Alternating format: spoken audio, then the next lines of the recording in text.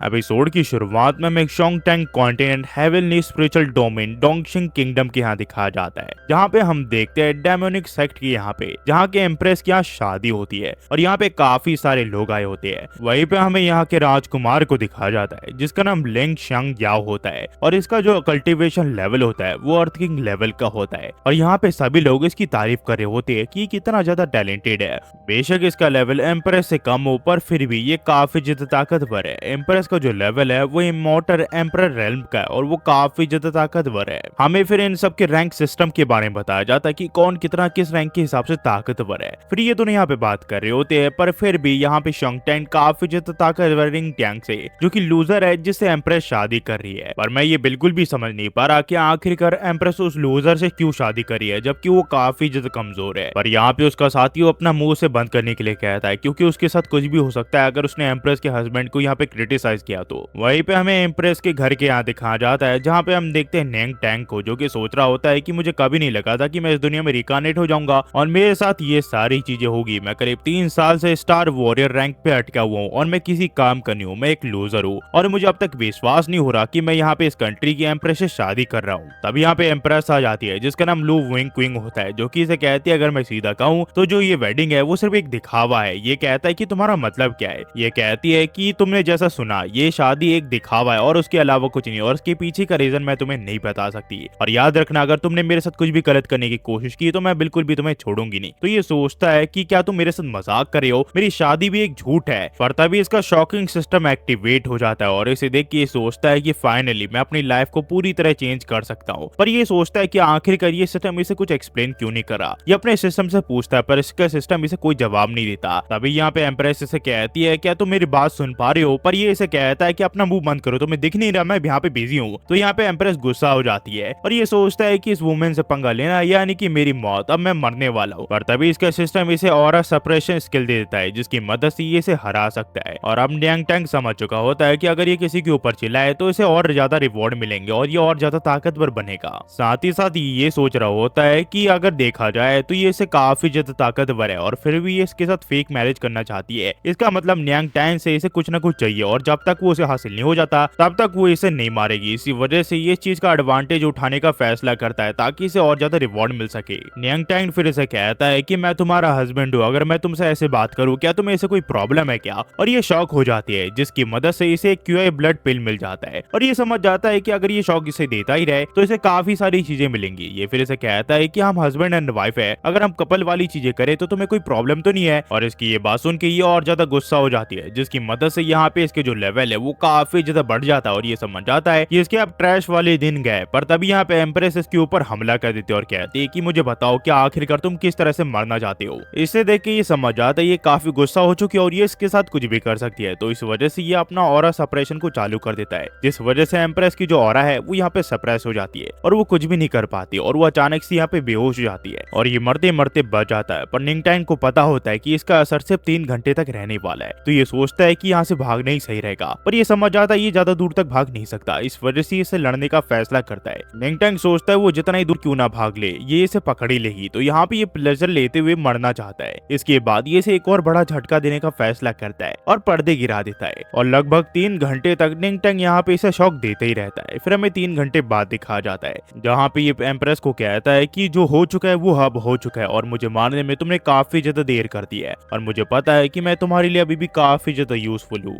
वहीं पे एम्प्रेस सोच रही होती है कि मुझे खुद पर पेशेंस रखना पड़ेगा, मैं उसे हेवनली डेमोनिक मैनुअल मिलने से पहले नहीं मार सकती और अगर मैंने ऐसा किया तो मेरा जो सेक्ट है वो कभी भी खुद के पैरों पे खड़ा नहीं हो पाएगा। पर जाते जाते यहाँ पे एम्प्रेस से कहती है कि इवनिंग से पहले पैलेस के यहाँ पे आ जाना जहाँ पे हम दोनों की वेडिंग रखी गई है। ये फिर यहाँ से चली जाती है और न्यांग टैंग यहाँ पे चैन की सांस लेता है। वो सोचता है कि कम से कम मैं उसकी यूजफुल तो हूँ, मैं पागल था कि मैंने उसे ऐसे ट्रीट किया। और तभी इसका सिस्टम इसे बताता है कि पूरी दुनिया को शॉक करने की वजह से इसे करीब 10 साल का कल्टीवेशन मिला है और इस वजह से इसका यहाँ पे ब्रेक थ्रू होने लग जाता है। फिर हमें 1 घंटे बाद दिखाया जाता है जहाँ पे हम देखते हैं यहाँ पे न्यांग टैंग 6 स्टार ब्लैक वॉरियर के रेल में पहुंच चुका होता है और ये देख के ये कहता है कि अब चाहे जो हो जाए मैं वो यूजलेस नहीं रहा जो मैं पहले हुआ करता था। अब मैं हद से ज्यादा ताकतवर बन चुका हूँ और एक दिन मैं अपनी वाइफ को भी दिखा दूंगा कि आखिरकार मैं किस मिट्टी का बना हुआ हूँ और साथ ही साथ में एक दिन इस दुनिया को भी अपनी मुट्ठी में कर लूंगा। हमें फिर शाम को हेवनली डेमोनिक पैलेस के यहाँ दिखाया जाता है जहाँ पे हम देखते हैं यहाँ एम्प्रेस आ चुकी होती है और सभी लोग इन्हें देख के काफी ज्यादा शॉक होती है क्योंकि ये काफी ज्यादा ज्यादा खूबसूरत होती है और साथ ही साथ ये ताकतवर भी होती है। और इसी को यहाँ पे लिंग शंग याओ देख रहा होता है। वो सोच रहा होता है कि एम्प्रेस अपने रेपुटेशन के काबिल है, पर वो एक लूजर से शादी कर रही है, यह हरगिज में बर्दाश्त नहीं कर सकता। तभी यहाँ पे एक पर्सन कहता है कि लगता है कि तुम्हें प्रिंसेस के ऊपर क्रश है, और मेरे हिसाब से तो तुम ही सिर्फ प्रिंसेस के लायक हो, ना कि वो लूजर। इस पर्सन का नाम क्वांग शाओ होता है, जिसका लिटरली मीनिंग होता है वाइल्ड बीस्ट, यानी कि जंगली भेड़िया। क्वांग शाओ फिर इसे कहता है कि अगर मैं तुम्हारी जगह होता तो मैं बिल्कुल भी इस चीज को एक्सेप्ट नहीं करता कि एम्प्रेस एक लूजर से शादी कर रही है। तो ये कहता है कि आखिरकार मैं इतनी आसानी से उसके अफेयर में कैसे इंटरफेयर कर सकता हूँ, पर मैं उस लूजर का चेहरा जरूर से देखना चाहूंगा जिसने हिम्मत की एम्प्रेस से शादी करने की। यहाँ पे फिर पुजारी कहते हैं कि यहाँ एम्प्रेस आ चुकी है, अब हस्बैंड न्यांग टेन को बुलाने की बारी है, और वो उसे आवाज लगाती है, पर न्यांग टेन बार बार बुलाने पे भी नहीं आता, और वो आखिरी में आता है, जो कि काफी ज्यादा लेट हो चुका होता है। यहाँ पे सभी लोगों से काफी भला बुरा कह रही होती है। तो न्यांग टेन यहाँ पे सबसे माफी मांगते हुए कहता है कि मुझे माफ कर दो, दरअसल ये पहली बार है कि मैं शादी कर रहा हूँ और इस चीज का मुझे बिल्कुल भी एक्सपीरियंस नहीं है। और इसकी ये बात सुन के सभी लोग काफी गुस्सा हो जाते हैं, और लिंग शाओ याओ कहता है कि आखिरकार तुम इतने रिकलेस कैसे हो सकते हो, तुमने एम्प्रेस को इतनी देर फालतू में इंतजार कराया और उसके बाद तुम इतने घटिया से एक्सक्यूज दे रहे हो। तो यहाँ पे न्यांग टेन से कहता है क्या तुम बीमार हो, आखिरकार तुम हमारी शादी के दिन हमारे ऊपर क्यों चिल्ला रहे हो, इसे और ज्यादा डिले मत करो वरना हम अपनी वेडिंग को एंजॉय नहीं कर पाएंगे। और इसका ये रिप्लाई सुन के सभी लोग शॉक हो जाते हैं, जिस वजह से यहाँ पे न्यांग टेन को काफी सारे रिवॉर्ड मिलते हैं।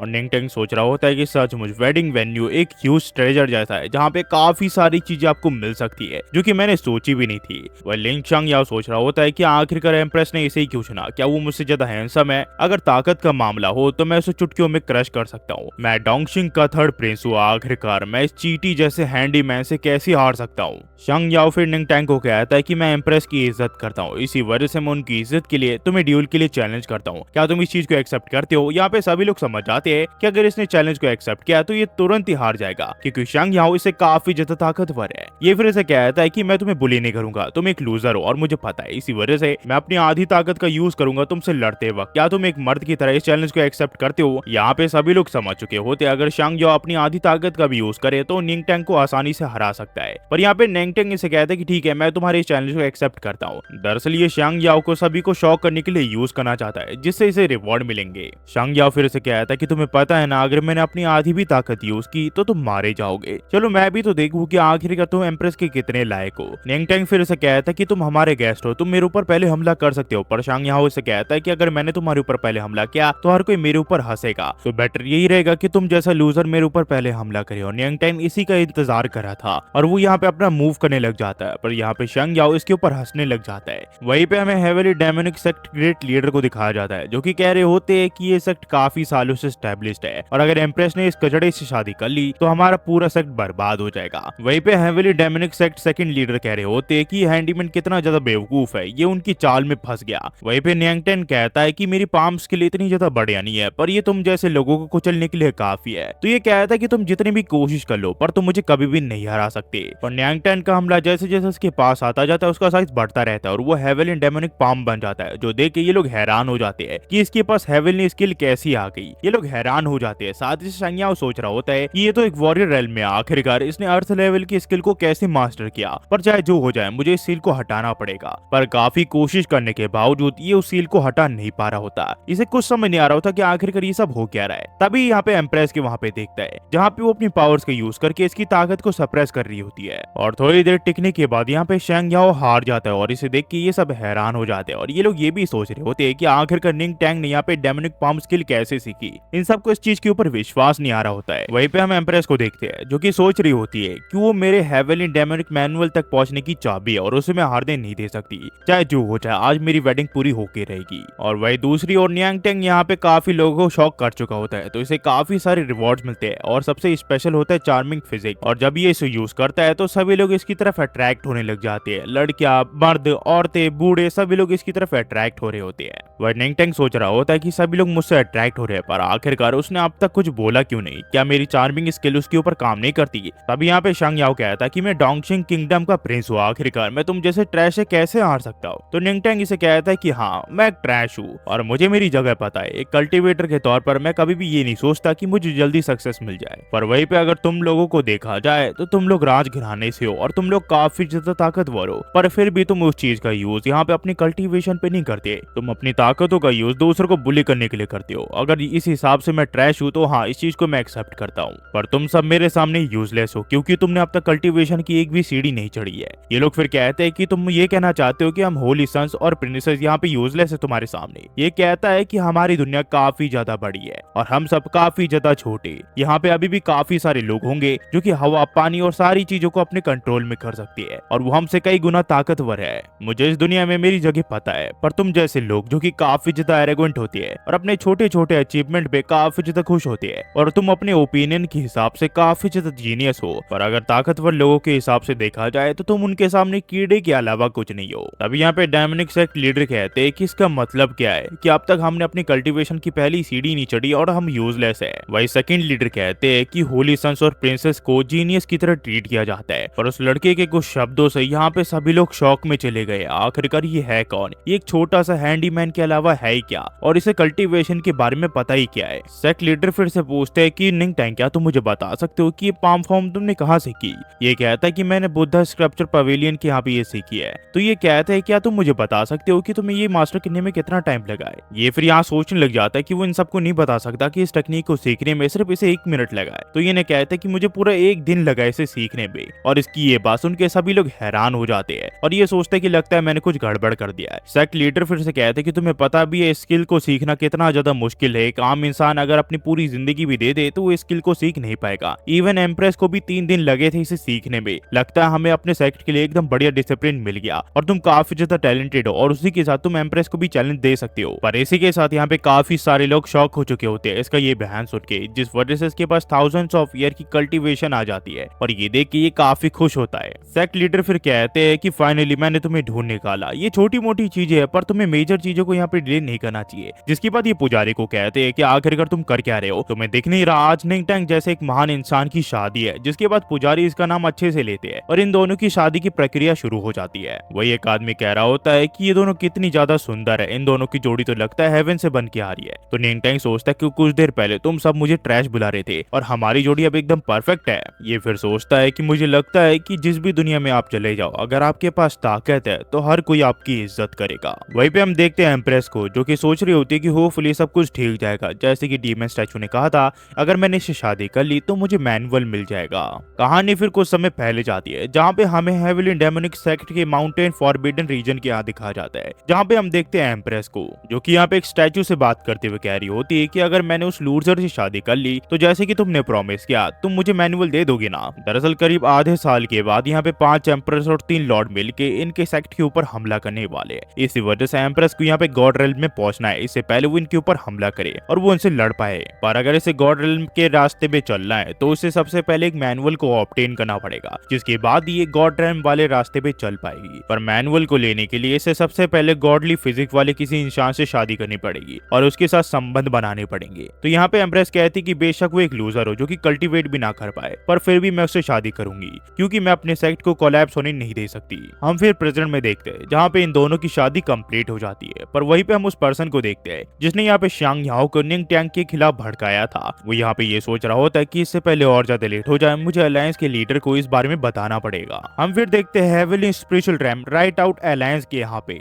जहाँ पे हमें दिखाया जाता है एम्परर जेंग टियान को जो कि एक इमॉर्टल एम्परर रैल्म में है और वो इस अलायंस के लीडर भी है। ये यहाँ अपने साथियों से बात कर रहे होते हैं, एल्डर शंग ऑफ जेनमे और एल्डर टियांग फैंग। और तभी उस आदमी का इसे कॉल आ जाता है जो कि बताता है कि लीडर काफी बड़ी चीज यहाँ पे हुई है। ये से कहता है कि तुम एक सेक्ट मास्टर हो, आखिरकार तुम इतने पैनिक क्यों कर रहे हो? ये कहता है कि हमें धोखा दिया गया है। जिस पर्सन से एम्प्रेस शादी कर रही थी वो कोई पीस ऑफ ट्रैश नहीं है, वो एक जीनियस है। उसने सिर्फ अपने एक मूव से थर्ड प्रिंस को हरा दिया। वो काफी ज्यादा ताकतवर है और उसने अपने स्पाम स्किल को सिर्फ एक ही दिन में सीखा है। इसकी ये बात सुन के बाकी एल्डर्स कहते हैं कि सचमुच ये लेजेंडरी जीनियस है, इसका मुकाबला हम नहीं कर सकते। पर एम्परर कहते हैं कि हमें नियंग टंग के बारे में कुछ करना पड़ेगा इससे पहले की देर हो जाए। हमें फिर शाम को एम्प्रेस के बेडरूम के यहाँ दिखाया जाता है जहाँ पे यहाँ पे नियंग टंग सोच रहा होता है कि सभी ने मेरे यहाँ पे गॉडली फिजिक्स के ऊपर रिएक्ट किया, पर उसने बिल्कुल भी रिएक्ट नहीं किया। नियंग टंग फिर अपने आप को कहता है कि उठ जाओ, तुम अचानक से उसके हस्बैंड बन गए। अगर मेरे पास सिस्टम नहीं होता तो पता नहीं मेरे साथ क्या होता, और किसे पता कि भविष्य में वो कभी मुझसे मिले भी या फिर नहीं। पर उससे पहले अगर मुझे इस दुनिया में अपने पांव जमाने हैं तो मुझे अपने आप को ताकतवर बनाना पड़ेगा। पर उससे पहले ये इसके साथ मजे लेना चाहता है, इसी वजह से ये अपनी चार्मिंग फिजिक्स को एक्टिवेट कर देता है और इसके साथ फ्लर्ट करने लग जाता है। पर एम्प्रेस इसे कहती है कि तुम्हारी स्पेशल फिजिक्स के बारे में मुझे पता है, इससे तुम छोटी मोटी लड़कियों को हैंडल कर सकते हो पर तुम मुझे हैंडल नहीं कर सकते। एम्प्रेस फिर यहाँ पे बेड पे सोने के लिए जाने लग जाती है, पर वो इसे कहती कि मुझे पता है तुम वो करना चाहती हो, पर मुझे नहीं लगता कि तुम्हारे अंदर इतनी हिम्मत है कि तुम मेरे साथ ये कर पाओ। ये इसे फिर कहता है कि तुम किसके बारे में बात करी हो। ये कहती कि तुम्हारे अलावा और यहाँ पे है ही कौन। तो निंग टैंग कहता है कि ठीक है, आज मैं तुम्हें अपनी मर्दानगी साबित करके रहूंगा, और ये इसकी तरफ बढ़ने लग जाता है। पर अचानक से ये एक जगह रुक जाता है और ये इससे पूछता है कि आखिरकार तुमने मेरे साथ क्या किया। एम्प्रेस इसे बताती कि मैंने तुम्हारे ऑरा को सप्रेस कर दिया और तुम पूरी रात वहीं पे खड़े रहने वाले हो। नियांग टेन फिर से कहता है कि मुझे जाने दो, अगर हमें लड़ना ही है तो हम बेड पे लड़ सकते हैं, असली स्वॉर्ड और गन से। पर काफी टाइम बीत जाने के बाद यहाँ पे नियांग टेन सोचता है कि लगता है उसका ऐसा कोई भी इरादा नहीं है मुझे आज रिलीज करने का। इसका मतलब हम दोनों का जो गैप है वो काफी ज्यादा बड़ा है, और बेटर यही रहेगा कि मैं थोड़ी प्रैक्टिस कर लूं। एक दिन मैं उसे दिखाई दूंगा कि उसका हस्बैंड इस दुनिया को अपनी मुट्ठी में कर सकता है। नियांग टेन फिर यहाँ पे अपनी स्किल को इंप्रूव करने लग जाता है और कल्टीवेट करने लग जाता है, और यहाँ से जो कहानी वो टू भी कंटिन्यू हो जाती है। इसका अगला पार्ट जल्दी आ जाएगा, तब तक के लिए आप प्लीज गाइस लाइक, सब्सक्राइब और कमेंट करना मत भूलना, और ये बताना मत भूलना कि ये कहानी आपको कैसी लगी, ताकि हम ऐसी कहानी और भी ला सके। इस चैनल पे आप काफी सारे वीडियोस आने वाले हैं, तो होपफुली आपको वीडियोस पसंद आ रही होगी। और हाँ गाइस, जाते हुए सिर्फ इतना ही कहूंगा, thanks for watching. Next video मिलता है, होपफुली आप सब बढ़िया होंगे। Thanks for watching guys.